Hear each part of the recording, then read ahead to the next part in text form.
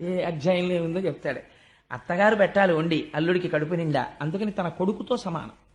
అందుకని ఇప్పుడు అత్తగారు తల్లి స్థానాన్ని పొందాలి. ప్రేమ చేత అల్లుడికి అన్నం పెట్టడంలో కోప్పడకుండా కూడా ముందు కడుపు నిండాక ఎలా కోప్పడుతుందో అలా అత్తగారు కూడా అల్లుడిని అంత మర్యాదగా కొడుకులా అన్నం పెట్టాలి. ఈ ప్రేమ నేను నీ యందు ప్రకటిస్తున్నానయ్యా, ఇంకా నువ్వు నాకు కొడుకుతో సమానం, నేను నీకు అమ్మతో సమానం. నువ్వు నన్ను స్వేచ్ఛగా అత్తయ్యగారు నాకు మడత కాజా చేసి పెడుతురు, మీ కాజాలు బాగుంటాయని అడగచ్చు, నేను నీకు చేసి పెడతాను ప్రేమగా. మన ఇద్దరిది ఇక తల్లి కొడుకుల సంబంధం అని ఈ ప్రేమ వ్యక్తం చేయడానికి ఆవిడ తేనె పట్టుకొస్తుందో పాత్రలో తేవాలి. అసలు మొట్టమొదట అల్లుడు ఎదుర్కోలేని వెడతారు. ఆ వచ్చినప్పుడు దేని కొరకు అంటే అత్తగారి ప్రేమ ప్రకటించడానికి. మామగారు గౌరవం ప్రకటిస్తాడు, నారాయణుడు వస్తున్నాడు కాబట్టి.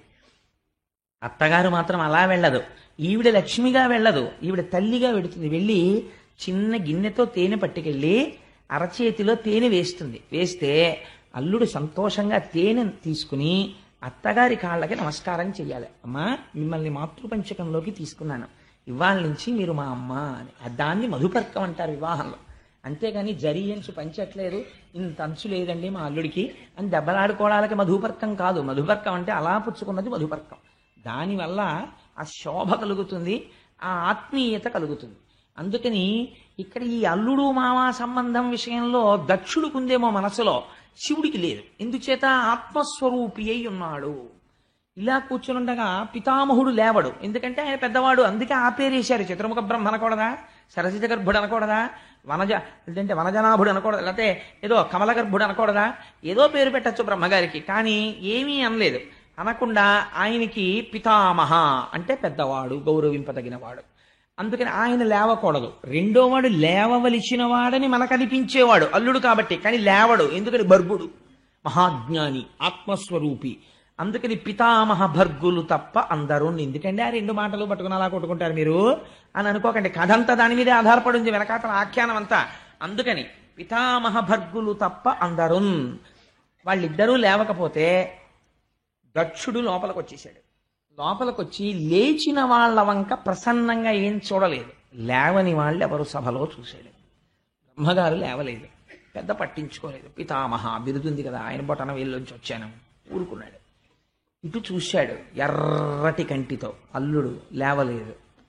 అల్లుడు కాబట్టి నాకు కొడుకుతో సమానం, నేను మామగారిని, పితృపంచకంలో ఒకడిని, తండ్రి లాంటి వాడిని. మిగిలిన ఇంతమంది లేచారు, అల్లుడు లేవడానికి లేచి మామయ్యగారు నమస్కారం అని ఇలా అనద్దు, అనలేదు. చూసావా ఎంత అహంకారమో అనుకున్నాడు. కడుపులో దాచుకోలేకపోయాడు. ఇది అజ్ఞానం అంటే. కన్ను ఎర్రబడిపోవడమే అజ్ఞానం, కోపం వచ్చేసింది అంతే. ఒక్కొక్కరు చూడండి, నమస్కారం పెట్టలేదని కోపం పెట్టుకుంటారు కడుపులో.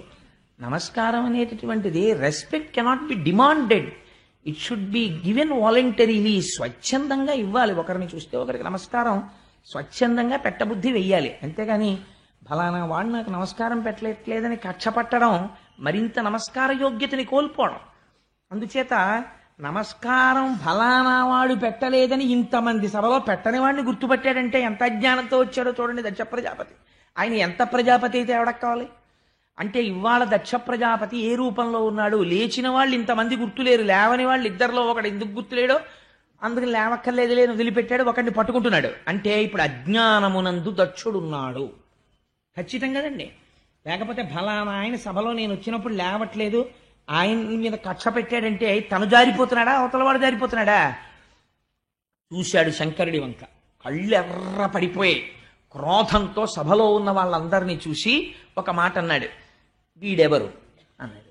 అంటే వాళ్ళు ఆశ్చర్యపోయారు, ఇదేమిటి అల్లుడు కదా ఎవరంటాడేమిటి, కాళ్ళు కడిగి కన్యాదానం చేశాడు, వీడెవరు అని అడుగుతాడేమిటి అని. శివుడు నవ్వుతూ కూర్చున్నాడు. అర్థమైంది, ఓహో నమస్కారం పెట్టలేదు కదా, కోపం వచ్చింది.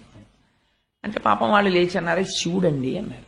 మరి అడిగిన వాడిని చెప్పకపోతే వాడి మళ్ళీ ఆయన మీద ఏం కోపం వస్తుందో, అందుకని వీడెవరు అన్నాడు. అంటే చెప్పాలి కదా, అదేమిటంటే మనసులో అనుకున్న శివుడండి అన్నారు. ఆ మాట అనేటప్పటికి ఇంకా సర్రం అన్నాడు, శివుడా అన్నాడు.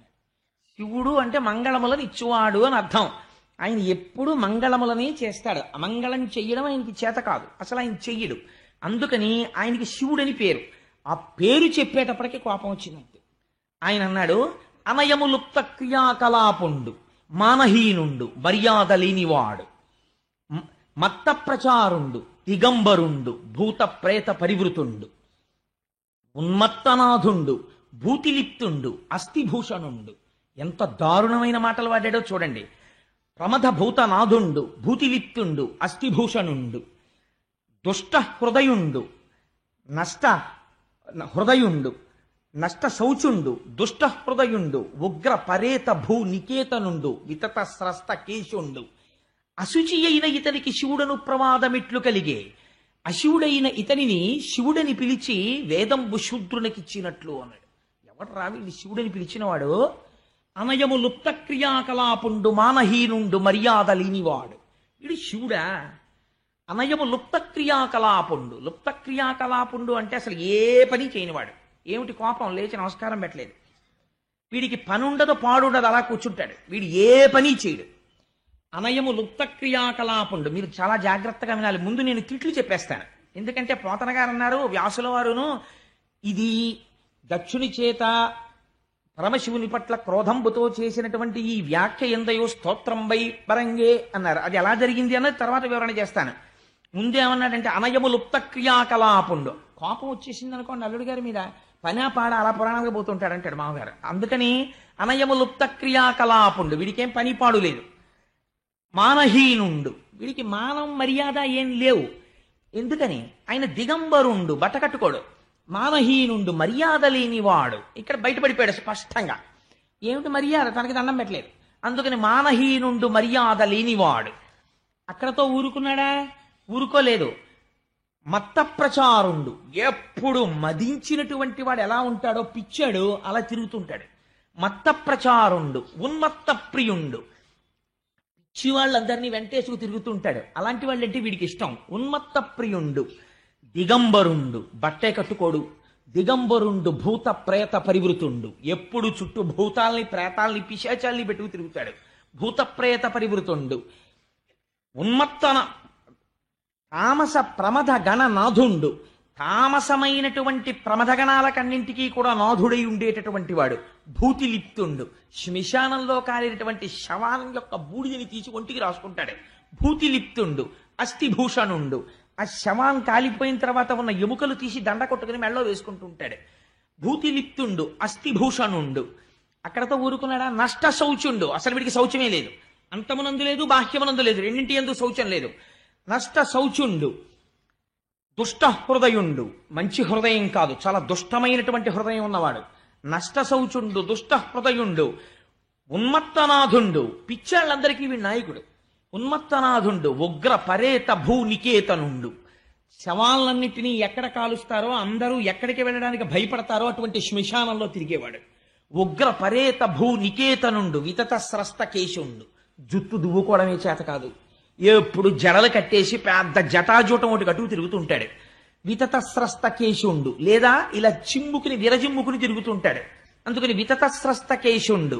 అశుచి. అసలు చూస్తేనే భయం వేస్తుంది. ముట్టుకో బుద్ధేదు. అమంగళకరుడు. అశుచి అయిన ఇతనికి శివుడను ప్రమాదమెట్లు కలిగే. ఇతనికి శివుడని పేరు ఎవరు పెట్టారు? ఎలా మంగళకరుడు. వీణ్ణి పట్టుకుని శివుడని పిలిస్తే నాకేమని పిలుస్తోందో తెలుసా? అశివుడైన ఇతనిని శివుడని పిలుచుట వేదంబు శూద్రునికిచ్చినట్లు. యజ్ఞోపవీతం లేనివాడికి, ఉపనయన సంస్కారం జరగని వాడికి, స్వరం తెలియని వాడికి వేదం పట్టుకెళ్ళి ఇచ్చినట్టుంది వీడిని శివుడని పిలవడం. ఎవడు పిలిచాడు వీడిని శివుడని? ఎంత దారుణంగా మాట్లాడాడో చూడండి. అంత భయంకరమైన శివనింద చేశాడు. ఇదంతా చేస్తున్నప్పుడు శంకరుడు ఏం చేస్తున్నాడు అంటే చాలా సంతోషంగా నవ్వుతూ కూర్చున్నట్టే కుర్చీలో. ఈయన మాత్రం చాలా తిట్టేశాడు. తిట్టేసిన తర్వాత కోపం ఆగుతుందండి. అయితే నేను ఇక్కడ ఒక్క మాట చెప్పాలి. సాధారణంగా ఏమిటంటే కోపంలో ఉండేటటువంటి లక్షణం ఒకలా ఉంటుంది. మనం ఎవరి మీదన్నా చాలా కోపంతో ఉన్నాం అనుకోండి, ఆ ఎదురుగుండా కూర్చున్నాడు అనుకోండి, పిల్లాడి మీదే కోపంగా ఉంది. పిల్లాడిని వీడు స్కూల్కి వెళ్ళాడు, చదవాడు, హోంవర్కులు చేయట్లేదు అని తండ్రి తిట్టేస్తుంటే వాడు తలంచుకుని ఇలా రాస్తున్నాడు అనుకోండి, మంట వచ్చేస్తుంది తండ్రికి. చూడు ఎన్నన్నా మాట్లాడు, ఒక్క తలుదు అంటాడు కోపం వచ్చేసి. అదే తిరిగి ఏదో మాట్లాడాడు అనుకోండి, ఆ కోపం కొంత డిఫ్యూజ్ అవుతుంది. అయ్యో తప్పు అయిపోయిందండి నాన్నగారండి, ఇంక నుంచి చదువుకుంటానండి ఏదో అంటే వెంటనే కొంచెం తగ్గుతాడు. అలా మాట్లాడకపోతే అది ఉధృతం అయిపోతుంది ఆ కోపం. చూడు ముచ్చులో ఎలా కూర్చున్నాడో అంటారు. ఆయన పాపం నవ్వుతూ కూర్చున్నాడు, భర్గుడు కాబట్టి ఈయనకి ముచ్చులో కనపడుతున్నాడు ఆయన మాట్లాడ్డాను. ఈయన చేసినటువంటి స్తోత్రం ఎలా అయింది? ఇదొక విచిత్రమైన విషయం. అనయము లుప్త క్రియాకలాపుండు. దీన్నే పార్వతీదేవితో తర్వాత చెప్తాడు శంకరుడు. లుప్త క్రియాకలాపుండు అంటే మనకి రెండు మార్గములు ఉంటాయి. ఒకదాన్ని ప్రవృత్తి మార్గం అంటారు, ఒకదాన్ని నివృత్తి మార్గం అంటారు. ప్రవృత్తి మార్గం అంటే ఏదో ధన సంపాదన చేసుకోవడం, సంసారాన్ని పోషించుకోవడం, కుటుంబంతో ఉండడం, కర్మకాండ చేస్తూ ఉండడం, ఈ పూజ చేస్తూ ఉండడం, ఆ పూజ చేస్తూ ఉండడం, ఇలాంటి వాటి అన్నింటినీ కలిపి ప్రవృత్తి మార్గం అంటారు. అది కూడా కామ్యకర్మ, నాకేదో శుభం జరగాలని చేస్తూ ఉంటాడు. నివృత్తి మార్గం అని ఉంటుంది. నివృత్తి మార్గంలో తాను ఏమీ చేయడు. బ్రహ్మమును తెలుసుకొని జ్ఞాన మార్గంలో తాను బ్రహ్మమును తెలుసుకొని బ్రహ్మవిత్ బ్రహ్మైవ భవతి, బ్రహ్మమును తెలుసుకున్నవాడు బ్రహ్మమే అవుతాడు. రేపు వస్తారు కదా తత్వవిధానంద సరస్వతి, ఎటువంటి మహానుభావులు ఈశ్వరుణ్ణి సర్వకాలముల యందు ఇక్కడ లోకమంతటా దర్శనం చేస్తూ ఉంటారు. అలా ఉండగలిగినటువంటి మహాపురుషులు ఎవరుంటారో వారిని నివృత్తి మార్గమునందున్నవారు అంటారు. వారు శరీరంతో ఉన్ననాళ్ళు నివృత్తి మార్గంలో ఉంటారు తప్ప ప్రవృత్తి మార్గంలోకి వాళ్ళు వెళ్ళరు. వాళ్ళ జీవితం చాలా గమ్మత్తుగా ఉంటుంది. అది సామాన్యుడికి అందదు. అందుకే ఎప్పుడు నివృత్తి మార్గమునందు పతాక స్థాయికి వెళ్ళిపోయినటువంటి ఒక మహాజ్ఞానితో మీ జీవితాన్ని మీరు పోల్చి చూసుకొని వారితో నడువడి అలా నడుద్దామని మీరు ప్రయత్నము చేయకూడదు. మీకు ఒక ఉదాహరణ చెప్తాను. నివృత్తి మార్గం అంటే ఎంత భయంకరంగా ఉంటుందో. ఆ స్థాయికి వెళ్ళిన వాడికి అది చాలా హాయిగా ఉంటుంది. అలా వెళ్ళని వాడికి దాన్ని అనుకరించలేడు. నివృత్తి మార్గంలో వెళ్ళిపోయినటువంటి మహాపురుషుణ్ణి చూసి నేను ఆయనలా ఉన్నాను అనుకుంటే అదొక భ్రమ అయిపోతుంది. అలా ఉండకూడదు. భక్తితో అనుసరించాలి. అనుసరిస్తే ఒకనాడ జ్ఞానం వస్తే నువ్వు ఆ స్థితికి వెడతావు. రమణ మహర్షి అరుణాచలం కొండ మీద ఉన్నారు.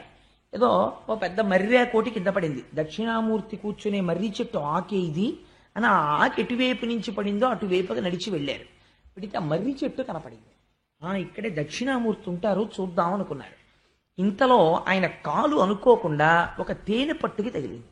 తగిలితే ఆ తేనెటీగలు వచ్చి ఆయన కాలు కుడుతున్నాయి. ఆయన ఏం చేశారంటే ఈ కాలు నిష్కారణముగా ఒక తేనె పట్టు, అంటే అది ఎక్కడో పువ్వుల్లో తిరిగి తేనె తెచ్చి గూట్లో పెట్టుకుని తయారు చేసుకున్నటువంటి దాని గూటిని ఈ కాలు వెళ్ళి భ్రంశము చేసినది. కాబట్టి ఈ కాలు శిక్షార్హురాలు. మనమేమంటాం? నేనంటాం. ఆయనకి నేను ఆత్మ. ఇదేమిటి? ఈ ఆత్మ చేత ధరింపబడిన వస్తువు. ఇది వేరు, ఆయన వేరు. ఇది నివృత్తి మార్గం అంటే. కాబట్టి ఇది శిక్షార్హురాలు, కాబట్టి ఇది శిక్ష అనుభవించాలి అని ఆ కాలెత్తి ఒక రాతి మీద పెట్టారు. అసలు ఒక తేనెటీ కుడితే పరిగెడతామండి. తేనెటీగలన్నీ వచ్చి కాలు కుట్టేశాయి. కుట్టేస్తే ఆ ముళ్ళన్నీ విరిగిపోయాయి. చూస్తుండగా కాలు ఇంత లావున వాచిపోయింది. వాచిపోతే ఆయన ఎందుకు వెళ్ళారో మర్చిపోయారు. ఇంకా మర్చిపోయి ఆ కాలు తేనెటీగలు కుట్టేసిన కాలు ఈడ్చుకుంటూ వచ్చి విరూపాక్ష గుహకో అక్కడ తపస్సు చేస్తున్న ప్రదేశానికి వచ్చేశారు. పక్కన ఉన్నటువంటి ఒక వ్యక్తి అడిగాడు, అయ్యా స్వామి ఏమిటండి అది? కాలు అంతలా వాచిపోయింది, అంత ఎర్రపడిపోయింది, జ్వరం వచ్చేసింది, ఏమిటిది అన్నారు. ఆ కాలు తప్పు చేసినది కాబట్టి అది శిక్ష అనుభవించినది. మీరు ఆ రమణ మహర్షికి సంబంధించిన క్యాసెట్ ఒకటి ఉంది. అందులో చూస్తే పాపం వారు పెద్దవారు అయిపోయిన తర్వాత కూడా ఒక కాలు లావుగా ఉండి కొద్దిగా ఈడుస్తూ నడుస్తూ ఉండేవారు. కొద్దిగా ఈడ్చినట్లుగా అనిపిస్తుంది. కారణం ఆ కాలుని తేనెటీగలు కుట్టినప్పుడు ఇంత లావున వాచిపోయింది. అతను తీశాడు ఆ ముళ్ళన్నీ తప్ప ఆయనకేం దాని గురించి భ్రాంతి లేదు. ఇది నివృత్తి మార్గంలో ఉండేటటువంటి మహాజ్ఞాని అలా ఉంటాడు. ఏది మీరు నివృత్తి మార్గంలో వెళ్ళిపోయిన ఒక మహాజ్ఞానిని అనుకరించడానికి ప్రయత్నిస్తే, ఒక తేనెటీగలు కుడుతున్నప్పుడు ఒక తప్పు జరిగితే ఇది శిక్ష అనుభవించాలని మనం అలా నిలబడగలమా? మనం నిలబడలేం. సో జ్ఞానం అనేటటువంటిది జ్ఞానిని మీరు అనుకరించకూడదు. జ్ఞానిని ఎప్పుడైనా అనుకరించే ప్రయత్నం చేస్తే జ్ఞానం పొందుతాడో లేదో నాకు తెలియదు, కానీ బోర్లా పడిపోతాడు జీవితంలో. అలా చేయకూడదు. భక్తితో ప్రయత్నం చెయ్యాలి, పరమభక్తితో ఉండాలి. ఉండగా ఉండగా భక్తి పండితే ఒకనాడు జ్ఞానం వస్తుంది. ఆ జ్ఞానం వచ్చేసిన తర్వాత ఇంకా బోర్డే ఉండదు జ్ఞానిని. మీరు కూడా రమణులు ఎలా ఉన్నారో అలా మీరు ఉండగలరు. కానీ అది వచ్చేంత వరకు మీరు రమణుల్ని ఇమిటేట్ చేయడానికి ప్రయత్నం చేయకూడదు. అది పొరపాటు. భక్తి మార్గంలో మాత్రమే ప్రయాణం చేయాలి. ఆ భక్తి మార్గంలో వెళ్ళడం శ్రేయస్కరం. అది చాలా మంచిది. ఎక్కడున్నా భక్తి మార్గంలో ఉండాలి. నాకు ఒక తల్లి ఉన్నారు, ఇవాళ సభలో ఉన్నారో లేదో నాకు తెలియదు, కానీ మాధవి గారిని అరుణాచలానికి చాలా భక్తురాలు. వారు నాకు ఒక 2 రోజుల క్రితం, నిన్ననో ఎప్పుడో అనుకుంటాను, ఫోన్ చేశారు పొద్దున్న. ఆ తల్లి అన్నారు నాతోటి, కోటేశ్వరరావు గారు మేము 15 మంది ఉపన్యాసానికి వస్తున్నాం, వచ్చేటప్పుడు మేము ఏం చేస్తున్నామంటే ఇంటి దగ్గర బయలుదేరుతూ రమణాశ్రమం దగ్గర మేము గిరి ప్రదక్షిణానికి బయలుదేరుతున్నాం అని నమస్కారం చేసుకుని గబగబ గబగబ నడుచుకుంటూ ఇక్కడికి వచ్చేస్తున్నాం. ఇది ఆది అన్నామలై దేవాలయం అనుకుని ఇక్కడ కూర్చుని ప్రసంగం వినేసి మళ్ళీ మేము ఆది అన్నామలై నుంచి తిరిగి ఉత్తరార్ధ భాగం పూర్తి చేసుకుని అరుణాచలం కొండ గిరి ప్రదక్షిణం పూర్తి చేసుకుంటున్నాం అనుకుని మళ్ళీ లేచి నడుచుకుంటూ ఇంటికి వెళ్ళిపోతున్నాం. ఇంటికి వెళ్ళిపోయి అమ్మయ్య గిరి ప్రదక్షిణం అయిపోయిందని ఒక్కసారి అరుణాచలం కొండ తలుచుకుని నమస్కారం చేసుకుని కాటేజ్లోకి వెళ్ళిపోతున్నాం, రమణాశ్రమంలోకి వెళ్ళిపోతున్నాం, ఇంట్లోకి వెళ్ళిపోతున్నాం. భావన మాత్రం చేత ఏమైంది? మీరు గిరి ప్రదక్షిణం చేస్తున్నారు. ఇప్పుడు ఈ భక్తి ఒకనాడు మీకు అనుగ్రహాన్ని కల్పిస్తుంది. ఈ భక్తి మిమ్మల్ని ఒక స్థితికి తీసుకెళ్తుంది. అంతేగాని రమణుని ఇమిటేట్ చేయకూడదు. ఆవిడ ఎంచుకున్న మార్గం గొప్పది. నేను వెంటనే ఫోన్ పెట్టేసి నా భార్యతో చెప్తే చాలా సంతోషపడింది. నిజంగా చాలా గొప్ప విషయం కదండి, చాలా మంచి ఆలోచన వచ్చింది ఆవిడకి. చాలా అంత మంచి ఆలోచన ఎలా వచ్చిందండి? నిజమే, అలా అనుకుని అటువంటి భావనతో వెళ్ళడం. ఆవిడ ప్రతిరోజు గిరి ప్రదక్షిణం చేసేస్తున్నారు, భాగవతం వినేస్తున్నారు, ఎంత పుణ్యం మూట కట్టేస్తున్నారు. చాలా గొప్ప విషయం ఇది. మనస్సు చేత ఎదగడం అంటే అది. సో నేనేదో ఒక వ్యక్తిని పొగడాలని కాదు, అసలు ఆవిడ ఈ సభలో ఉన్నాలో లేరో కూడా నాకు తెలియదు. నేను ఒక మంచి విషయాన్ని ప్రతిపాదన చెయ్యాలి కాబట్టి చేశానంతే. అందుచేత లుప్త క్రియాకలాపుండు. ఇప్పుడు మీరు చెప్పండి, ఒక జ్ఞానికి మనకున్నట్టుగా కర్మలు ఉంటాయా? ఉండవు. కాబట్టి ఇప్పుడు ఏమైంది? లుప్త క్రియాకలాపుండు అన్నది దక్షుడు నిందించడానికి ఉపయోగించాడు. కానీ అది ఏమైంది? శివుడి పట్ల స్తోత్రం అయిపోయింది. అనయము లుప్త క్రియాకలాపుండు మానహీనుండు. మానహీనుడంటే ఎవరు? శరీరము మీద భ్రాంతి ఉందనుకోండి, ఇది నా శరీరం అనిపిస్తే దీనికి మంచి ప్యాంట్ వేద్దాం, దీనికి మంచి చొక్కా తొరుగుదాం, మంచి పౌడర్ రాసుకుందాం, అలా ఉందాం, ఇలా టై కట్టుకుందాం, ఇలా కోట్ వేసుకుందాం, అన్ని కోరికలు వస్తాయి. ఏమిట్రా దిక్కుమాలిన శరీరం, ఇది నేనా? ఇది పడవా? ఇందులో ప్రయాణించి ఈశ్వరుడి పాదాలు చేరుకోవడానికి ఇది ఉపయోగపడుతుంది. శరీరం అభ్యంకులకి ఇది ధర్మ సాధనం, ధర్మానికి ఉపయోగించాలి తప్ప అంతకుమించి దీనికి అలంకారం ఏమిట్రా, అది ఎందుకు దీని మీదంత వ్యామోహం అని ఉన్నాడు అనుకోండి. ఆయనకి మానహీనుడు ఏమిటండి? ఆయన ఇప్పుడు అలా ఉంటారు, తలకాయ దూకోరు సరిగ్గాను, లేకపోతే ఎప్పుడు బోడిగుండు, లేకపోతే ఎప్పుడు అలా తిరుగుతుంటాడు, ఆయన పంచి చిరిగిపోయి ఉంటుంది, ఆయన చొక్కా చిరిగిపోయి ఉంటుంది, బయట వాడికి అలా కనిపిస్తుంది. కానీ ఆయన మానహీనుడు కాడు, ఆయనకి దేహభావన లేదు. కాబట్టి ఇప్పుడు మానహీనుడు అన్న దక్షుడు వాడిన మాట ఈశ్వరుడి పట్ల స్తోత్రమైంది. మానహీనుండు. రమణులు తపస్సు చేసిన తర్వాత కొంతకాలం బట్ట కట్టుకునేవారు కాదు, దిగంబరులై తిరుగుతుండేవారు. ఎవరో ఒకరు అడిగారు, భగవన్ మీకు దేహభావన లేదు, కానీ లోకం అని ఒకటి ఉంది కదా, ఇంకా అది ఎదగలేదు కదా, అందుకని మీరు కనీసం ఒక గోచీ పెట్టుకుంటే బాగుంటుంది. ఆల్ రైట్, లోకం, నేను ఒక గోచీ పెట్టుకుంటే లోకానికి బాగుంటే అది పెట్టుకోవడం వల్ల చిన్న నష్టం ఏమిటి? అలాగే పెట్టుకుంటాను, గోచీ పెట్టుకునేవారు. మానహీనుండు. ఒక జ్ఞాని స్థితి ఎలా ఉంటుందో చూడండి. వాళ్ళకి దాని మీద కూడా మమకారం ఉండదండి. ఆ గోచీ నిండా కన్నాలు ఉండేవి. ఉంటే కోటీశ్వరులు, హైకోర్టు జడ్జీలు ఆయన ఆశ్రమం చుట్టూ తిరిగేవారు. కోరుకుంటే ఇంత గోచి ఇచ్చేవాళ్ళు ఉంటారండి. ఆయన గిరి ప్రదక్షిణం చేస్తూ రక్కసిముళ్ళ పొదల్లోకి వెళ్ళి 2 ముళ్ళు విరిచి ఒక ముళ్ళుకి ఒక ముళ్ళుతో కన్నం పెట్టి ఉన్న గోచి తీసేసి అందులోంచి దారం లాగి ఈ ముళ్ళుకి ఎక్కించుకొని ఆ గోచీకున్న కన్నం కుట్టేసుకుని మళ్ళీ గోచీ పెట్టుకుని వచ్చేసేవారు. కన్నాల గోచి అని 10 మంది బాధపడకుండా, అయితే ఆయనకు అది అక్కర్లేదు. ఇప్పుడు ఆయన్ని మానహీనుడు అంటారా, ఆత్మస్థితిగతుడు అంటారా? అంతే వాళ్ళ స్థితి. మహానుభావులు ఆత్మస్థితిగతులైనటువంటి వారు అలా ఉంటారు. మానహీనుండు అంటున్నాడు. ఇప్పుడు అది నిందయిందా, స్తోత్రమైందా? శంకరుడికి స్తోత్రమైంది. మర్యాద లేనివాడు. మర్యాద అన్నది ఎప్పుడు ఇస్తారు? నిన్నటి రోజున మీరు విన్నారు, పరీక్షిత్ వచ్చాడు, మహానుభావుడైన తపస్సు చేసుకుంటున్నాడు శమీక మహర్షి. ఎప్పుడు మర్యాద ఇస్తారు? ఎవరో వచ్చారు, తలుపు కొట్టారు, లోపలికి వచ్చారు, ఇది పైకి భావన ఉంటే మీరు అవతల వారికి మర్యాద ఇస్తారు. అసలు ఇంద్రియములేవీ పని చేయకుండా అంతటా ఒక్క బ్రహ్మమే కనపడుతున్న వాడికి రెండో వస్తువు ఎక్కడి నుంచి కనపడుతుంది? ఇంకోళ్ళు వచ్చారని చెప్పడానికి. ఉన్నదొక్క బ్రహ్మం, ఆ బ్రహ్మమునందు రమించిపోతున్నాడు ఆయన. ఇప్పుడు ఆయనకి మర్యాద లేనివాడు అని మీరు ఎలా అంటారంటే బ్రహ్మమునందు రమిస్తున్నవాడు. కాబట్టి ఇప్పుడు ఆయనకి మర్యాద అన్న మాట వర్తించదు. కాబట్టి స్తోత్రం అయింది. కాబట్టి అనయము లుప్త క్రియాకలాపుండు మానహీనుండు మర్యాద లేనివాడు మత్త ప్రచారుండు. ఎప్పుడు ఉగ్రంగా తిరుగుతుంటాడు. ఇది ఒక విచిత్రమైన విషయం అండి, చాలా ఆశ్చర్యంగా ఉంటుంది. బ్రహ్మజ్ఞానుల యొక్క స్థితి. కావ్యకంఠ గణపతి మునిని అరుణాచలంలో తిరుగుతుండేవారు. పరమశివుడికి గురించి చెప్పేటప్పుడు అరుణాచలాన్ని అనుసంధానం చేస్తే ఆ నామము విన్నంత మాత్రము చేత పాపములు పటాపంచలవుతాయి. అందుకని అరుణాచలాన్ని ఎక్కువ కలుగుతున్నాను. ఇవాళ కావ్యకంఠ గణపతి ముని కంచిలో ఉండేవారు. అమ్మవారి దర్శనం అయింది ఆయనకి. కంచి కామాక్షీదేవి ప్రత్యక్షమైంది. ప్రత్యక్షమై నువ్వు నే నా దర్శనము నీవు పొందడం వల్ల నువ్వు సమస్త శక్తులు నీ స్వాధీనమయ్యాయి. కానీ నువ్వు ఇక్కడ ఉండకు, అరుణాచలం వెళ్ళిపో, పిచ్చివాడు తిరిగినట్టు తిరుగుతూ ఉండు అంది. అంటే ఆయన నడుస్తుంటే, ఆయన చూస్తుంటే ఎలా ఉండేదంటే, కావ్యకంఠ గణపతి మీద కాదు, శేషాద్రి స్వామి వారు. శేషాద్రి స్వామి వారు తిరుగుతుంటే అందరు అనుకునేవారు, ఏమిటో బాబా అంత ఉగ్రంగా ఉంటాడు, అలా తిరుగుతుంటాడు అనుకునేవారు. ఆయన తనకున్న శక్తులు బయటపడకుండా ఇలా కూర్చుని ఉండేవారు ఎప్పుడు. ఇప్పటికీ మీకు అరుణాచలంలో కొన్ని క్యాంటీన్స్లో కనపడతాయి, వారి పేరు మీద ఆశ్రమం ఉంది. ఇప్పటికీ రాత్రింబవళ్ళు ఆ సమాధిలోంచి శక్తి తరంగాలు బయటికి ప్రసారం అవుతూ ఉంటాయంటారు. ఈసారి నాతో వచ్చిన వాళ్ళు 100 మంది అరుణాచలంలో శేషాద్రి స్వామి కాటేజెస్లోనే ఉన్నారు. అందుచేత ఉన్మత్త ప్రియుండు. ఇప్పుడు చెప్పండి, మత్త ప్రచారుండు ఆయన ఎలా ఉంటాడు? చూడ్డానికి ఉగ్రంగా తిరుగుతున్నట్టు ఉంటాడు. కారణం ఏమిటి? అసలు బాహ్య సంబంధం ఏమీ లేదు. ఎప్పుడు బ్రహ్మమునందు రమించిపోతూ ఆనందంతో తిరిగేస్తుంటాడు. వెర్రానందంలో ఉన్నాడు అనుకోండి, వాడు పిచ్చాళ్ళే ఉంటాడు. మీరు ఎప్పుడైనా చూడండి, ఓ పిల్లాడు ఎక్స్పెక్ట్ చేయలేదు, వాడు అసలు ఎప్పుడు నోరు విప్పి మాట్లాడ్డాడు.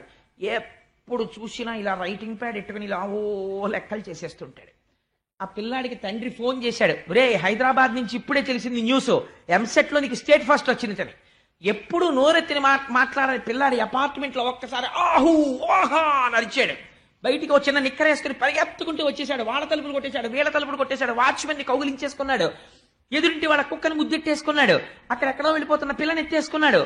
ఇటు వీడికి ఏమి ఎర్రి పట్టిందా బాబు, చదివి పిచ్చి వచ్చేసిందా అనుకుంటారు. ఎందుకు అలా ఉన్నాడు వాడు?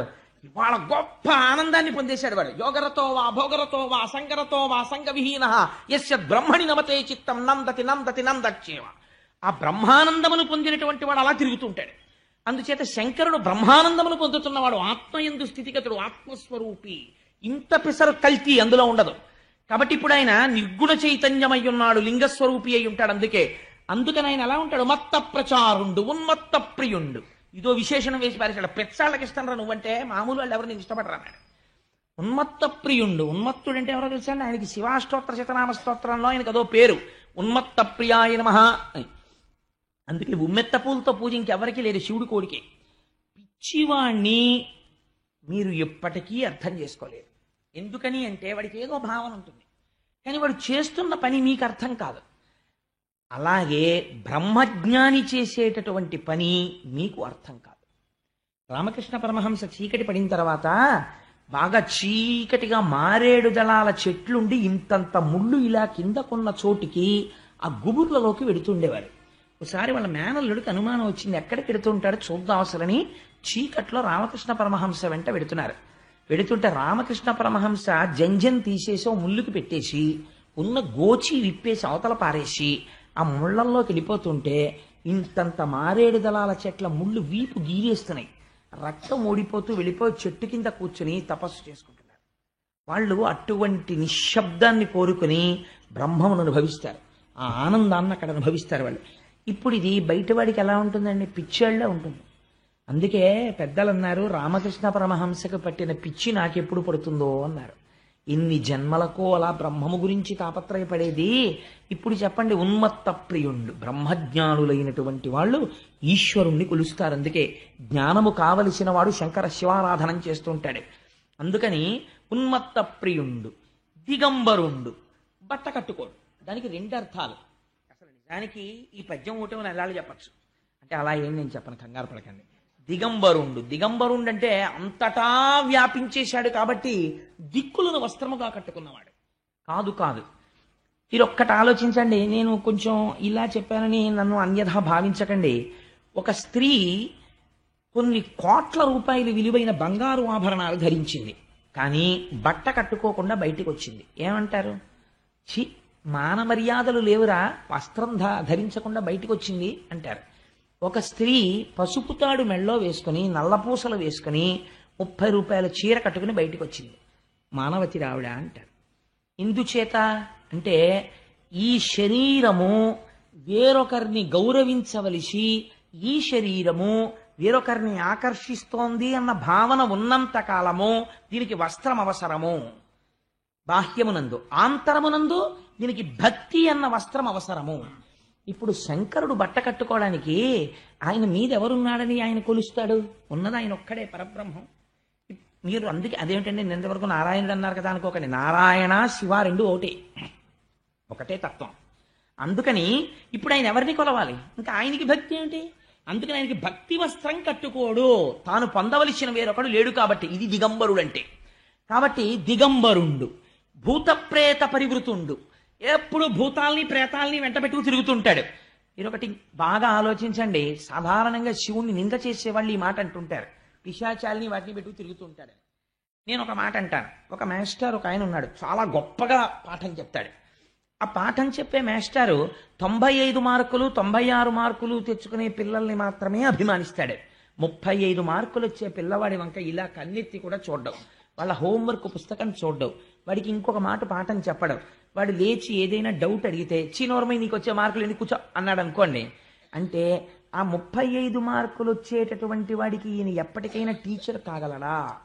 ఎప్పటికీ కాలేడు. ఆయన 95 96 మార్కులు వచ్చే ఒకరిద్దరికే ఆయన టీచర్ అంతే. మరి కింద పడిపోయిన వాడికి కూడా ఒక అధ్యాపకుడు ఉండాలి కదా, ఆశ్రయించడానికి ఎవరో ఒకరు ఉండాలి కదా. భక్తులైన వారు మాత్రమే ఆశ్రయిస్తే ప్రపంచంలో భూతాలు ప్రేతాలు అవి కూడా జీవులే, అవి కూడా సృష్టిలో ఉన్నవే. మరి అవి ఎవరిని ఆశ్రయించి మళ్ళీ మంగళత్వాన్ని పొందుతాయి? అంటే అరమరికలు లేకుండా. అందుకే జగత పితరౌ వందే పార్వతీ పరమేశ్వరౌ అని పేరు. తండ్రికి ఓ 3 కొడుకులు పుట్టారనుకోండి.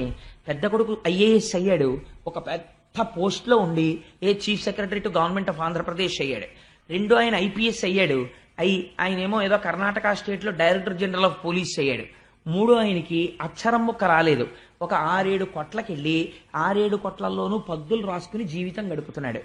మీరు ఆలోచించండి. తండ్రి ఆ ఐఏఎస్ని ఐపీఎస్ని తన షష్ఠి పూర్తికి పిలిచి, మూడో వాడిని నువ్వు మాత్రం పొరపాటున కూడా రాకురే, నీకు చదువు రాలేదు, నువ్వేమో 4 కొట్లల్లో పద్దులు రాసుకుంటున్నావు అని అంటాడా?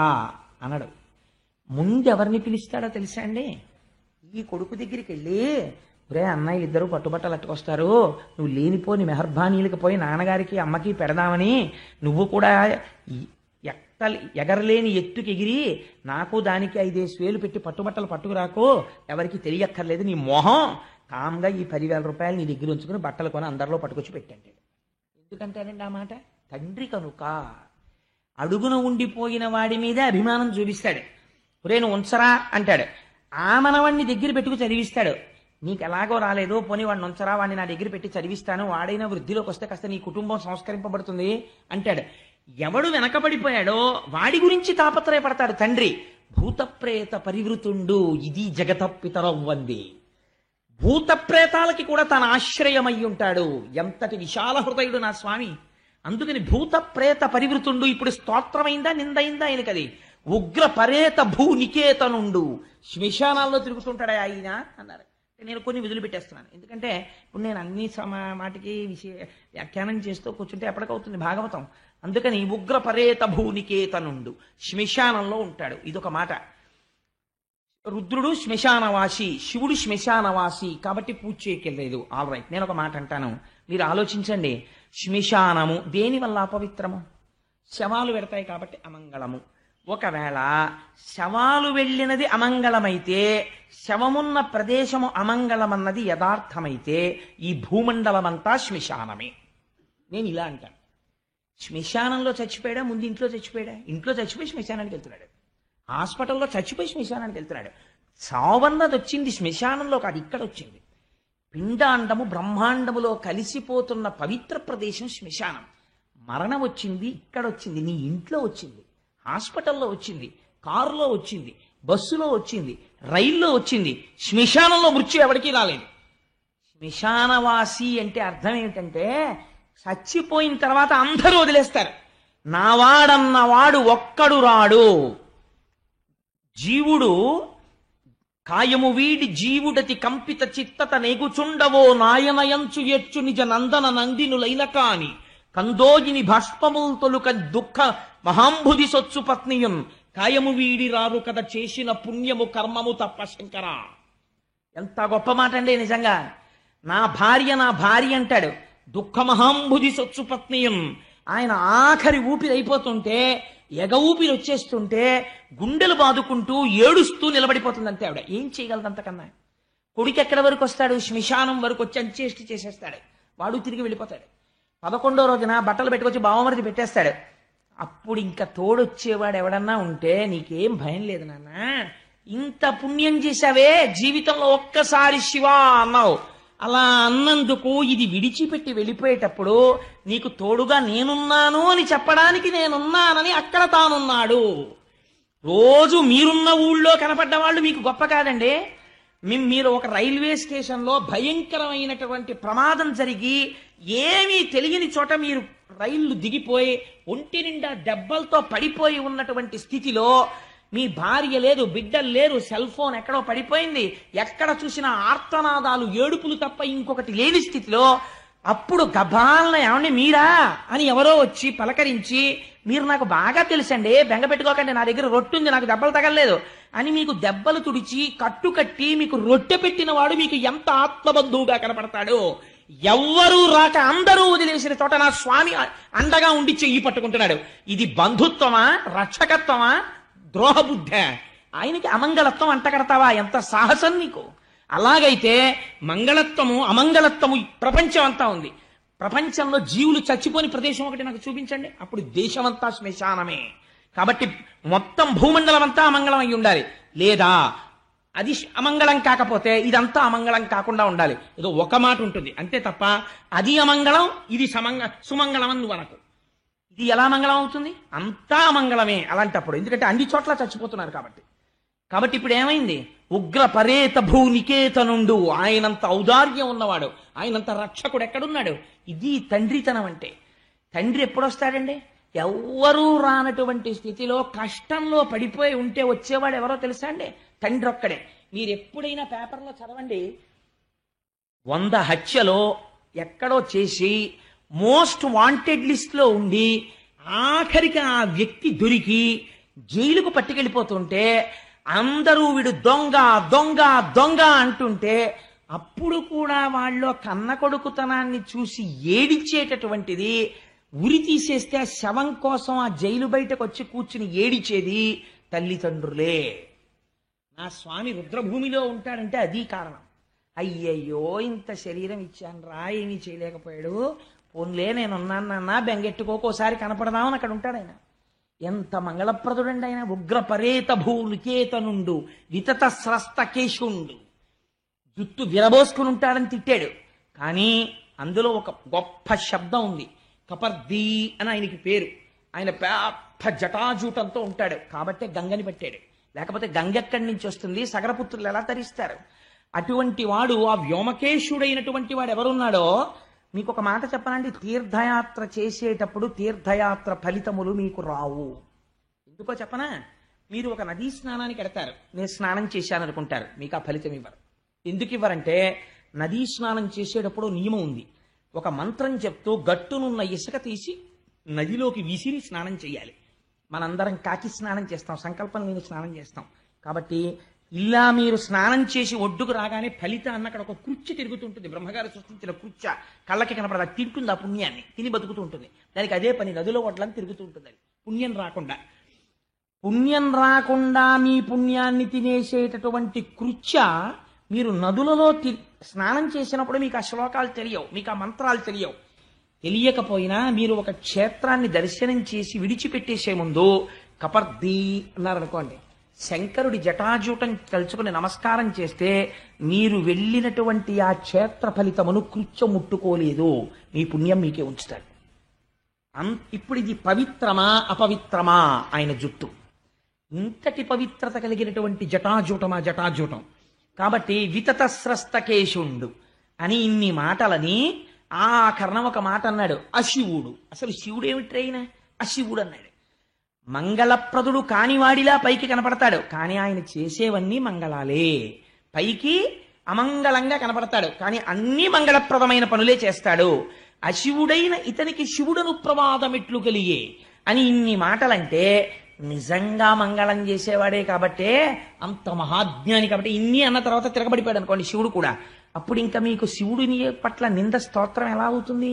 అందుకే ఆయన ఏమీ అనలేదు, అలా నవ్వుతూ కూర్చున్నాడు అంతే. దూషణ భూషణ రెండు ఒక్కలాగే ఉంటాయి వాళ్ళకి. అలా ఉండగలగడం చాలా గొప్ప విషయం అండి. దీనుల ఎడల దీనులు ఒక ఎక్స్ట్రీమ్, తనని ద్వేషించి మాట్లాడేటటువంటి వారి పట్ల, ఇద్దరి పట్ల, పూజనీయత పట్ల, దీనుల పట్ల ఏకకాలమునందు సమానంగా ఉండగలిగినటువంటి లక్షణము కేవలము బ్రహ్మమునకుంటుంది, బ్రహ్మమును అనుభవించిన వాడికి ఉంటుంది. ఇదో చిత్రమైనటువంటి విషయం. ఎందుకంటే ఎప్పుడో రమణాశ్రమంలో రమణులకు ఏదో ఉత్సవం చేసినప్పుడు ఇప్పుడు పెద్ద పెద్ద వాళ్ళందరూ వచ్చి ముందు భోజనం చేస్తారని అనౌన్స్ చేశాడు ఆశ్రమం సెక్రటరీ గారు. అదేంటి బైరాగులు వాళ్ళు బయట కూర్చున్నారు భోజనానికి, బైరాగులకి తర్వాత పెడతారు, ముందు పెద్దవాళ్ళందరూ భోజనం చేస్తారన్నారు. హైకోర్టు జడ్జీలకి పెద్ద పెద్ద వాళ్ళకి పంక్తేశారు. వాళ్ళతో పాటు మొదటి వరుసలో రమణ మహర్షిని కూర్చోబెట్టాలని రమణులు లేరని వెతుకుతున్నారు. వెతుకుతుంటే గేటు బయట బైరాగుల్లో ఈయన వెళ్ళి కూర్చునున్నారు. కూర్చునుంటే సెక్రటరీ గారికి ఎవరో చెప్పారు అక్కడ కూర్చున్నారండి ఆయనని. పరిగెత్తుకుంటూ వెళ్ళి దేవుడు భగవాన్ ఇక్కడ కూర్చున్నారన్నారు. బైరాగులకు తర్వాత అన్నారు కదా, అందుకని నేను ఇక్కడ కూర్చున్నానన్నారు. ఎంత ఆశ్చర్యం చూడండి. రేపు వస్తారే తత్వవిధానంద సరస్వతి మహారాజ్, ఆయన్ని నేను అపర సుఖ బ్రహ్మ అని ఎందుకన్నానో తెలుసా అండి? అనవసరంగా నేను ఎవరిని పొగడను. తెగడకుండా ఉండేటటువంటి అదృష్టం నా నోటికి ఈశ్వరుడిచ్చి నన్ను ధన్యుణ్ణి చెయ్యాలి.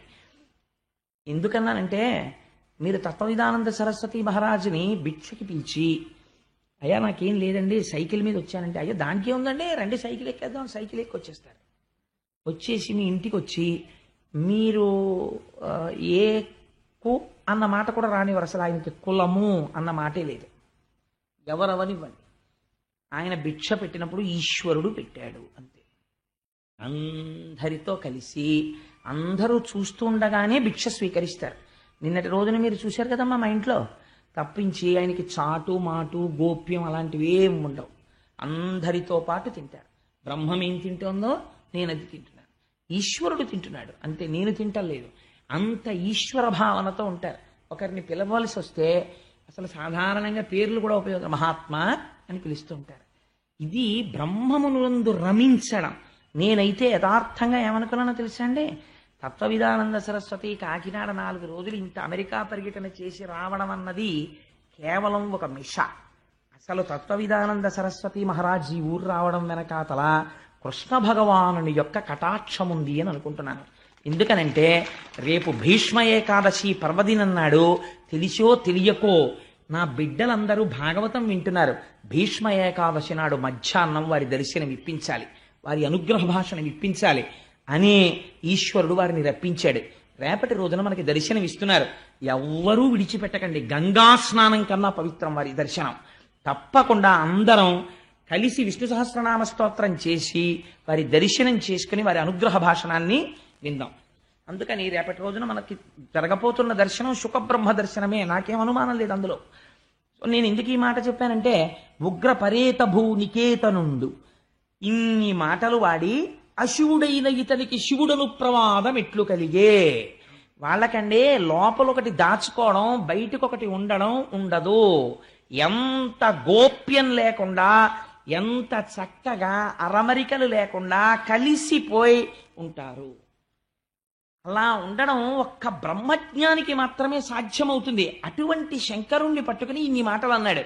ఆయన ఏం మాట్లాడలేదు, కోపం వచ్చేసి అన్నాడు, ఇన్ని మాటలన్నా నువ్వు పలకలేదు, లేవలేదు, నమస్కరించలేదు, కాబట్టి నిన్ను శపిస్తున్నాను. ఇవ్వాల్టి నుంచి జరిగేటటువంటి యజ్ఞయాగాది క్రతువుల యందు నీకు హవిర్భాగము లేకుండుగాక అని శపించాడు. ఈశ్వరుడికి హవిర్భాగం లేనప్పుడు ఇంకా యజ్ఞం ఏమిటి, యాగం ఏమిటంటే అది యజ్ఞయాగాదులు అనిపించుకుంటాయి, అవి అదో అజ్ఞానం అంతే. కాబట్టి తన పరిధిని దాటిపోయి నీకు యజ్ఞములందు హవిస్సునందు భాగము లేకుండుగాక అని శపించి అక్కడి నుంచి కదిలిపోయి మంచి వేగంతో విస్సురుగా లేచి ఇంటికి వెళ్ళిపోతే అప్పుడు కూడా శంకరుడు ఏమనలేదు. అది విచిత్రం. ఇంత కోప్పడితే, ఇంత శపిస్తే ఏమీ అనలేదు, అలా ఊరుకున్నాడు. అగ్నిహోత్రానికి తగులుతుందండి. మీరు అగ్నిహోత్రంలోకి పట్టుకెళ్ళి దిక్కుమాలిన అగ్నిహోత్రాన్ని కొబ్బరి చెప్పు పెట్టి కొట్టారనుకోండి, కొబ్బరి చెప్ప కాలిపోతుంది అంతే. తప్పించి దానికేమవుతుంది? అది రగిలిపోతున్న బ్రహ్మం, అది దానికి శాపమేం తగులుతుంది? అది అర్థం చేసుకోలేకపోయాడు, తను పాడైపోతాడని తెలుసుకోలేకపోయాడు. అయిపోయింది. కానీ లోకంలో ఒక విచిత్రమైనటువంటి తీరుంటుంది. అసలు వాళ్ళు బాగానే ఉంటారు, అక్కర్లేని వాళ్ళకి లేనిపోనేటటువంటి భేషజాలు ఎక్కువగా ఉంటాయి. శివుణ్ణి దక్షుడు తిడుతుంటే భృగువుకి సంతోషం కలిగింది. భృగువుకి సంతోషం కలిగి ఆయనకి కొంచెం విష్ణుప్రీతి ఎక్కువ భృగువుకి. అందుచేత శివుడు విష్ణువు కన్నా భేదం అనుకున్నాడు. అనుకుని శివుణ్ణి తిడుతుంటే ఇలా సంజ్ఞ చేశాడు దక్షుడికి. ఓ కానీ కానీ కానీ అన్నాడు. ఇవన్నీ చూశాడు నందీశ్వరుడు. ఈయనకి శివుడంటే ఇష్టం, నందికి వాహనం కదండి. ఈయనకి కోపం వచ్చింది, ఎక్కడ లేని కోపం. మా శంకరుణ్ణి పట్టుకుని ఇంతంత శాపాలు ఇన్నిన్ని మాటలు అంటాడా, నేను శపిస్తున్నాను దక్షుణ్ణి. ఏమిటో తెలుసా, దక్షుడు ఇవ్వాల్టి నుంచి సంసారమునందు పడిపోవుగాక, భార్య యందు రమించుగాక, కామమునకు వశుడగుడుగాక, ఆహారము మధురమైన ఆహారములు తినడం, రకరకములైన ఆహారములు తినడములు ఎందు వ్యగ్రత కలుగుగాక, వేదము చేత ప్రతిపాదింపబడినటువంటి పూర్వభాగమునందున్న కర్మయందు లంపటుడగుగాక, దక్ష ప్రజాపతిని అనుసరించిన వాళ్ళకి కూడా కర్మలు తప్ప నివృత్తి మార్గమునందు ఆసక్తి కలుగుకుండుగాక, వారికి మోక్షము రాకుండుగాక, నిరంతరము కర్మ పుణ్యము మళ్ళీ సుఖము మళ్ళీ అనుభవించడం, మళ్ళీ జన్మ, ఇలా వాళ్ళు జన్మ చక్రమునందు తిరుగుతుందురుగాక అని ఇన్ని శాపాలు నందీశ్వరుడు ఇచ్చేశాడు. దక్షుడు ఎన్ని తిట్టాడో నందుడు ఎన్ని శాపాలు ఇచ్చాడు. ఎప్పుడైతే నందీశ్వరుడు ఇన్ని శాపాలు ఇచ్చాడో భృగువు కోపం వచ్చింది, ఆయన లేచాడు. ఎలా అయిపోతుందో చూడండి సమాజం, ఎలా అయిపోతుందో చూడండి ప్రపంచం. దక్షయజ్ఞం మనకి నేర్పుతుంది. ఇందులో అసలు విష్ణు స్వరూపం కానీ శివస్వరూపం కానీ ఏమైనా మాట్లాడుతున్నాయా? ఏమీ లేదు, నవ్వుతూ కూర్చున్నారు వాళ్ళు. ఆయన రాలేదు, ఈయన మాట్లాడలేదు. పోనీ నందీశ్వరుని శహబాష్ బలే చేసేవారో బాబు, నేనేం అనలేకపోయాను కానీ అనలేదు. అది విచిత్రం. ఆయన అలాగే ఉన్నాడంతే. ఈ భృగువు లేచాడు. లేచి అవని ధూర్జటి వ్రతులకు వారు ఎవరైతే ఈ భూమండలం మీద శంకరుడు యొక్క వ్రతాన్ని అవలంబిస్తారో అటువంటి వారు, వారిని అనుసరించడి వారలెవ్వారు వారు, అటువంటి వారిని అనుసరించి ఎవరు పెడతారో వారు తత్శాస్త్ర పరిబంధులైన వారు, అటువంటి వారు వేదమునందు విరక్తి కలిగి వేదమును దూషించి కర్మకాండని నిరసించి వారందరూ కూడా జడులై విభూతి పెట్టుకుని జటలు వేసుకుని ఉన్మత్తుల వలె భూమి మీద తిరిగెదరుగాక అని అవని పాషండుల ఎదరని శపించే, అంటే వేద విరుద్ధమైనటువంటి స్థితిని వాళ్ళు పొందుతారని ఆయన శాపం ఇచ్చాడు. భృగువు ఇటు శపించాడు, నందీశ్వరుడు అటు శపించాడు. సభలో పెద్ద కోలాహలం రేగిపోయింది. నవ్వుతూ లేచి శివుడు ఇంటికి వెళ్ళిపోయాడు. చిత్రం ఏమిటంటే ఒక్క మాట మాట్లాడలేదు. ఇంత గొడవ ఇంటికి వెళ్ళిపోయిన తర్వాత ఎవరు ఎదురొస్తారండి? సహజంగా పార్వతీదేవి ఎదురొస్తుంది. పార్వతీదేవి ఎదురొచ్చిన తరువాత శంకరుడు ఏమనాలి? ఇవాళ సభలో ఎంత అల్లరైందో తెలుసా, మీ నాన్నగారు నన్ను ఏమన్నారో తెలుసా అని జరిగిందంతా చెప్పాలి కదా పార్వతీదేవికి. ఆయన అసలు చెప్పలేదు. అంటే ఎందుకు చెప్పలేదండి? ఇక్కడికి వెళ్ళలేదు. ఇక్కడికి ఏది విడుతుందో అది కదా మనం చెప్తాం. ఆఫీస్ నుంచి ఇంటికి వస్తూనే ఈశ్వరి నీకు మంచి వార్త చెప్తాను, ఇలారా అంటే ఉండండి బాబు కాఫీ పెడుతున్నానంటే పెడతాను, నీకు మళ్ళీ కాఫీ ఇలారా నీకు మంచి విషయం చెప్తాను. ఎప్పుడు పిలుస్తావు? ఇక్కడ నీకు ఏదో ప్రవేశించింది, అది చెప్పేయాలని సంతోషం, అందుకని పిలుస్తావు. కానీ ఆయన అసలు ఏమీ చెప్పలేదు. అంటే మామగారు ఇన్ని మాటలన్నా ఆయనకి లోపలికి వెళ్ళలేదు. ఆయన భక్తు భర్గుడు, ఆయనకి ఎందుకు ఎడుతుంది? ఆయనకి వెళ్ళలేదు. కానీ కొన్నాళ్ళు అయిపోయింది. దక్షుడు మాత్రం కష్టం వదిలిపెట్టలేదు. ఎలాగైనా సరే అవమానించాలి రుద్రుణ్ణి. ఎందుకు అవమానించాలి? నేను ఇన్ని మాటలు అన్నాను, కనీసం మా అమ్మాయికి వెళ్ళి చెప్పలేదు, మా అమ్మాయి ఫోన్ చేయలేదు, నాన్నగారు మీరు ఇలా అన్నారు. కానీ ఫోన్ చేయలేదంటే ఆ రోజుల్లో ఫోన్లు ఉన్నాయా అని కాదు, వాళ్ళ అమ్మాయి అన్నట్టు, వాళ్ళు బాధపడినట్టు, వాళ్ళు కొంచెం చిన్నబుచ్చుకున్నట్టు ఎవరూ చెప్పట్లేదు. ఆయన పూర్వంలాగే హాయిగా సాయంకాలం ఎప్పటికి ఇంటికి వెళ్ళిపోయాడండి. మళ్ళీ మొదలెట్టేశాడు డాన్సు. జటాటవీ గలజ్జల ప్రవాహ పావిత స్థలే గలేవలం జలంబితం భుజంగతుంగ మాలికం ఢమడ్ఢమడ్ఢమర్నినాదమడ్డవర్వయం చకార చండ తండవంతనోతున శివశివం అని మళ్ళీ నాట్యం చేసేస్తున్నాడు. తన పనిలో తానున్నాడు, హాయిగా జ్ఞానబోధ చేస్తున్నాడు. మీరు నోరు వేసుకొని అలా తిట్టారా, భృగు తిట్టాడు, నంది తిట్టారని పట్టించుకునేది రాత్ర బాగున్నాడు అంతే. ఆయన పనిలో ఆయన ఉన్నాడు అన్నారు. ఇప్పుడు మళ్ళీ అలా కాదరా, ఏదో ఒకటి చెయ్యాలి అవమానించడానికి. కాబట్టి ఇప్పుడు ఒక కొత్త వ్రతం ఒకటి మొదలుపెట్టాడు. దాన్ని ఒక నిరీశ్వర యాగం, అంటే నేను శంకరుడికి హవిర్భాగములు లేని యాగం చేస్తాను, ఇప్పుడైనా సరే బయటకు వస్తాడు కదా కోపం వచ్చి, చూస్తాను ఏం చేస్తాడు అని ఒక యాగం తలబెట్టి అందరికీ ఆహ్వానాలు పంపించాడు, శుభలేఖలు పంపించి అందులో దానికి ఒక పేరు పెట్టాడు. ఏమనో తెలుసా అండి? బృహస్పతి వసనము అని పేరెట్టాడు. దాని పేరు పెట్టేది చేస్తున్నాను. దాని ముందు వాజపేయం చేశాడు. చేసి ఒక యాగం చేస్తే దానికి అందరూ బయలుదేరి పెడుతున్నారు. ఋషులు వాళ్ళు వెళ్ళకపోతే ప్రజాపతులకు అధిపతి ఏం చేపిస్తాడో. చేస్తున్న యాగం మామూలుగా చేయట్లేదు, అవతల వాళ్ళ మీద కక్షతో చేస్తున్నాడు యాగం. ఎవరొచ్చారో ఎవరు రాలేదో బాగా పట్టించుకోవడం, ఎందుకని పార్టీలు బయటకు వస్తాయి ఇప్పుడే, అందుకని బాగా చూస్తాడు. ఈ అలవాటు ఇంతకు ముందుంది ఆయనకి, సభలో చూశాడు, చూసి శంకరుడు లేవలేదని ఇంత అల్లరి మొదలెట్టాడు, యాగం రావడానికి అదో కారణం. అప్పుడు సభలోనే అంతలా చూశాడు, ఇప్పుడు వెళ్ళకపోతే చూడడం లేనిపోను కూడా ఎందుకు వచ్చిందండి, వెళ్ళి ఏదో ఒకసారి నమస్కారం పెట్టి షేక్ హ్యాండ్ ఇచ్చి చాలా బాగా జరగాలండి, ఆల్ ది బెస్ట్, మీ యాగం బాగా జరగాలని మాట నేర్చేస్తే మనకి ఏ గొడవ ఉండదు పదండి అన్నారు. అంటే లోకంలో ఇలా అనే వాళ్ళ సంఖ్య చాలా ఎక్కువగా ఉంటుంది. నాన్ కాంట్రవర్షియల్ అంటారు. మనకి ఎందుకు వచ్చింది, మనం ఏమనకుండా అక్కడికి పోయి ఇక్కడికి పోతే అయిపోయా, మనం ఏమీ అనద్దు అని. అందుకని అందరూ దక్షుడి సభకు వస్తున్నారు. రాని వాళ్ళు ముఖ్యమైన వాళ్ళు ఉన్నారు, వాళ్ళు జ్ఞానం ఉన్నవాళ్ళు, వాళ్ళు రాకూడదు. అందుకని శ్రీ మహావిష్ణువు రాలేదు, చతుర్ముఖ బ్రహ్మగారు రాలేదు, వాళ్ళిద్దరు రాలేదు. మిగిలిన వాళ్ళు కొంతమంది ఋషులు వాళ్ళు అందరూ వెడుతున్నారు. వెడుతుంటే ఒక రోజున పార్వతీదేవి అంతఃపుర పైభాగంలో నిలబడి చూస్తోంది. విమానాల్లో వెళ్ళిపోతున్నారు. వెళ్ళిపోతూ వాళ్ళు చెప్పుకుంటున్నారు, దక్ష ప్రజాపతి యాగం చేస్తున్నాడు, ఆహ్వానం వచ్చింది, అందుకని మనం అందరం వెడుతున్నాం అని చెప్పుకుంటుంటే ఆవిడ విని గబగబా అంతఃపురంలోంచి కిందకి దిగి శివుడి దగ్గరికి వచ్చింది. వచ్చి ఆవిడంది, కావున ఆ యజ్ఞమునకు ఈ విభుద గణంబులర్ధియే గెదర దిగో దేవా మన విపుడ చటకి పోవలెను కోర్కె నాకు పుట్టెడు అభవా అంది. ఎంత బాగా పిలిచిందో చూడండి. అభవా, స్వామి మీరు ఎంత దయామయులండి, మీలాంటి భర్త దొరకడం ఎంత అదృష్టం. కోరితే నగ చేయించేవాడు ఉంటాడు, నెక్లెస్ చేయించేవాడు ఉంటాడు, మీ శరీరంలో అర్ధభాగం ఇచ్చారు నాకు. మీ దగ్గర పొందినంత గౌరవం నేను పొందినట్టు ఏ భార్య ఎవరి దగ్గర పొందలేదు, అంత గౌరవించారు. ఏమండి నాదొక్క మాట, పుట్టింట్లో ఏదైనా ఉత్సవం జరుగుతున్నప్పుడు ఆడపిల్లల మనస్సు అంతా పుట్టింటికి వెళ్ళాలని ఉంటుంది. అందులో తండ్రి మీద విశేషమైన ప్రేమ ఉంటుంది. మా నాన్నగారు యాగం చేస్తున్నారట, అదిగో చూసారా, కావున ఆ యజ్ఞమునకు ఈ విభుద గణంబులర్ధియే గెదర దిగో. చూసారా, వాళ్ళందరూ మంచి మంచి పట్టుబట్టలు కట్టుకుని చక్క హారాలు వేసుకుని నగలు వేసుకుని అన్నీ వేసుకుని వాళ్ళ వాళ్ళ వాహనాల మీద వెడుతున్నారు. పైగా వెళ్ళిపోతున్న వాళ్ళు ఊరుకున్నారా, కైలాసం నుంచి వెళ్ళిపోతూ అక్కడ కనపడ్డ వాళ్ళని పార్వతీదేవి వెళ్ళిపోయిందా అందాం అంటే, ఇంకా వెళ్ళలేదంటే అదేమిటి కూతురు వెళ్ళొద్దు, మనమే వెళ్ళిపోతున్నాం, ముందెళ్ళాలి అసలు 10 రోజుల ముందు, ఇంకా వెళ్ళలేదా అంటూ వెడుతూ ఉండడం. కాబట్టి ఏమండి నాకు వెళ్ళాలని ఉందండి, అందుకని మనమిపుడచటకి పోవలెనను కోర్కె నాకు పుట్టెడు అభవా, నాకు కూడా మా తండ్రి గారు చేస్తున్న యాగానికి వెళ్ళాలి అని అనిపిస్తోంది. ఎందుకని, ఎంత కాదన్నా ఆడపిల్ల మనస్సు తండ్రి గారి ఏదో ఉత్సవం చేస్తున్నాడంటే ఆ తండ్రి ప్రేమ, ఆ తల్లి ప్రేమ, అన్నదమ్ములు అక్క చెల్లెళ్ళు అన్నీ గుర్తొస్తాయి. ఒక్కసారి నాకు వెళ్ళాలని ఉందండి అని ఆవిడ గమ్మత్తైన మాట అందండి. ఇవాళ రేపు మనందరం ఏమంటామో అదే మాటలు మాట్లాడింది భాగవతంలో పార్వతీదేవి. ఆవిడంది, ఏమండి మనం సాధారణంగా ఆడవాళ్ళు ఇళ్లలో ఒక మాట అంటుంటారు, మీరేమో ఎప్పుడు ఆఫీసు నాకు ఖాళీ లేదని మా శర్మగారిలా పొద్దున్న 8ంటికి వెళ్ళి రాత్రి 11 వరకు అక్కడే కూర్చుంటారు, కనీసం పోనీ పెళ్లికి వెళ్ళామనుకోండి నలుగురు అక్కడికి వస్తారు, మా అక్క చెల్లెలని వాళ్ళని అందరినీ చూడొచ్చు అంటుంటారు. అలా ఆవిడంది, ఇప్పుడు ఈ జరుగుతున్నటువంటి యాగం చూడ్డానికి నాయనుజలు వారి ప్రాణనాథులతోడన్ బాయక ఒత్తురు మనమున్ పోయిననే వారి నచటక నుగొనగల్గున్.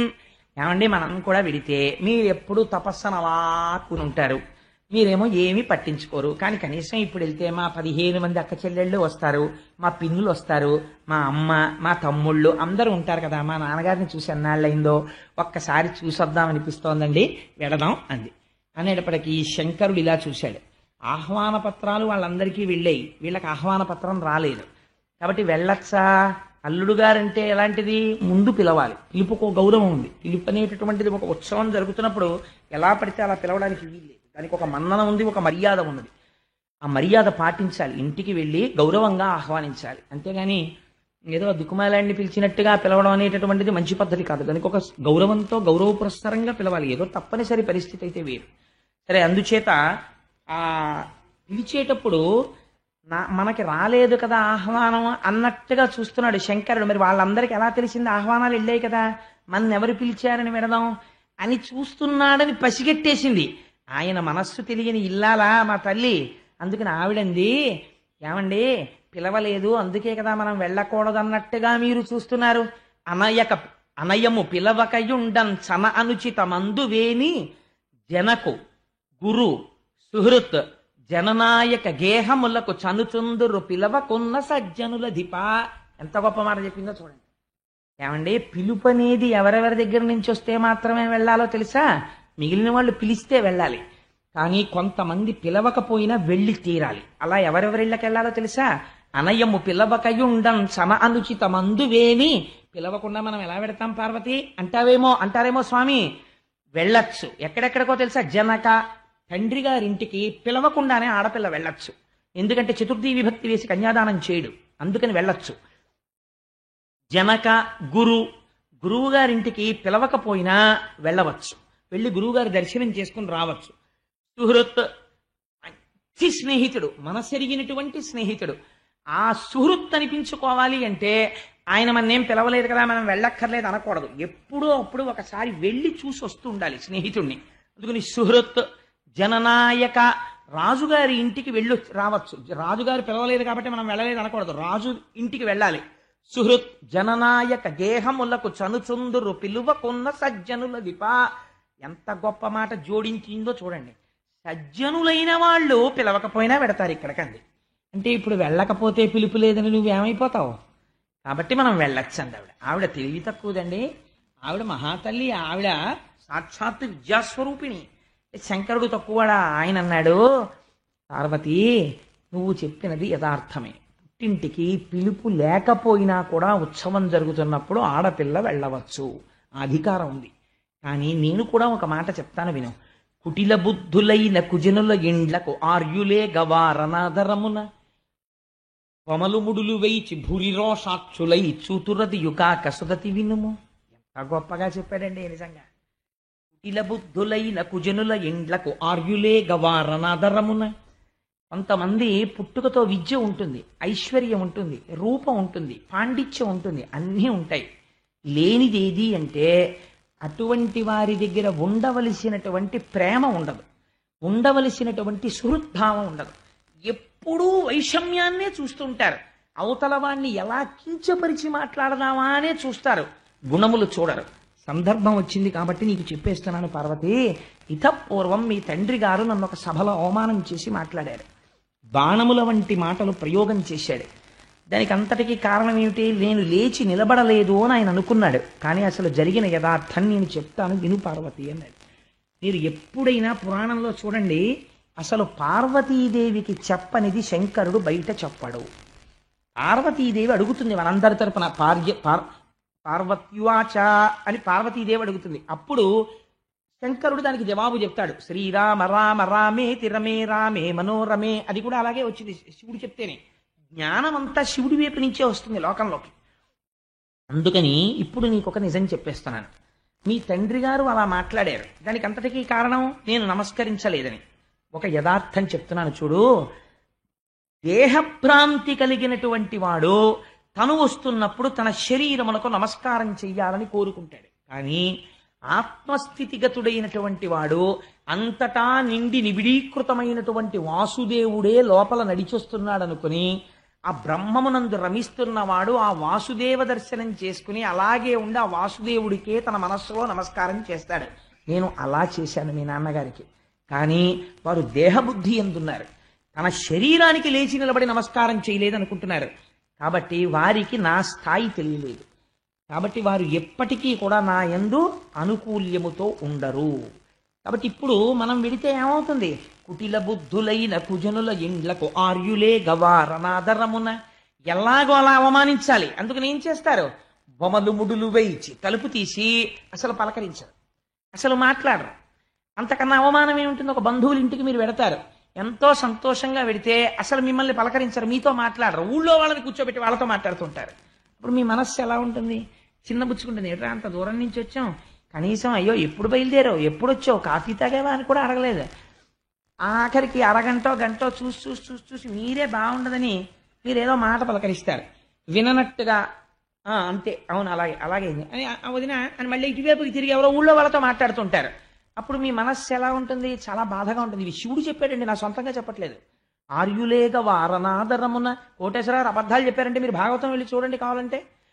లోకాన్ని వడగట్టి మాట్లాడిందండి భాగవతం. కొమలుముడులు వైచి ఇలా ముందు చూడగానే తలుపు తీయగానే సంతోషంగా రండి అనరు, ఇలా చూస్తారు. ఇలా చూసి భురిరోషాక్షులై అంటారు. భురిరోషాక్షులై కోపంతో ఇలా చూస్తారు. అక్కడికే సగం చచ్చిపోతాం. అప్పుడు ఏమవుతుందో తెలుసా పార్వతి?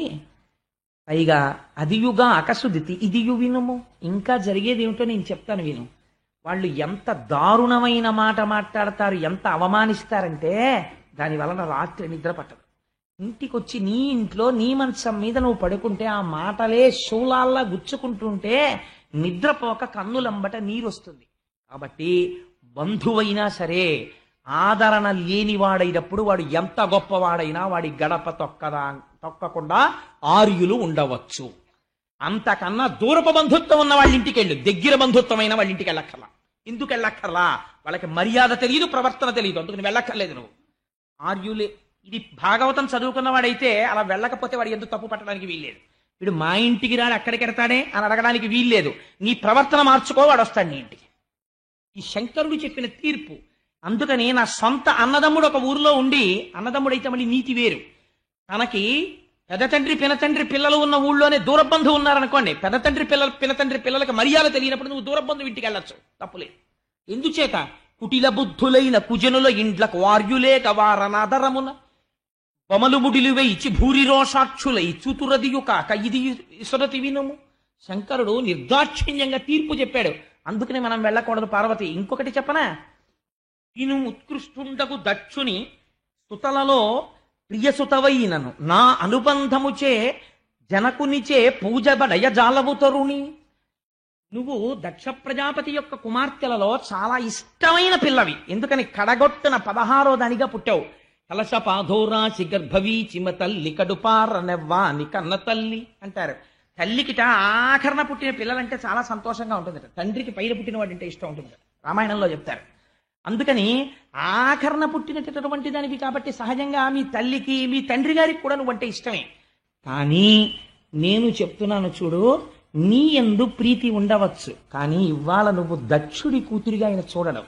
నిన్ను అవమానిస్తే నన్ను అవమానించినట్లే అని నా అనుబంధముచే నువ్వు నాకు భార్యవైన కారణం చేత జనకునిచే పూజ బడయజాలవు తరుణి. నీ తండ్రి గారు నిన్ను పూజించడు. ఆ తర్వాత నువ్వు చాలా బాధపడిపోతావు, మరణ సదృశమైన వేదన పొందుతావు అలాంటి వాళ్ళు ఇళ్ళకెడితే. కాబట్టి వెళ్ళకు, తప్పు లేదని చెప్పాడు. ఆవిడంది, కానీ నాకు వెళ్ళాలని అనిపిస్తోంది అంది. నువ్వు వెళ్ళి రావచ్చు, నువ్వు వెళ్ళవచ్చు అన్నాడు. ఆయన త్రికాలజ్ఞుడు, ఆయనకి తెలియదండి. అనేసరికి తల్లి గబగబా పక్కన పరమశివుడు రావట్లేదు అన్న బాధతోటే బయలుదేరింది. అబ్బో ఏమి వర్ణన చేస్తారో. ఆ కాళ్లకున్నటువంటి గజ్జలు మోగుతుండగా పట్టుపుట్టం కట్టుకుని అమ్మవారు బయలుదేరితే వెంటనే శివుడు సైగ చేశాడు. ప్రమథగణాలందరూ అమ్మవారు ఆడుకుంటూ వెళ్ళడానికి పూలబంతులు, మధ్యలో చూసుకోవడానికి అద్దాలు, పెట్లతో బంగారు ఆభరణాలు, చీనాంబరాలు అన్నీ పట్టుకుని అమ్మవారి వెనకాతల ఎందుకైనా మంచిదని రక్షణగా మణిభద్రుడితో కలిసి ప్రమథగణాలు బయలుదేరాయి. అందరూ కలిసి పుట్టింటికి వచ్చారు. వచ్చేటప్పటికి దక్ష ప్రజాపతి ఎదురుగుండా కూర్చునున్నాడు.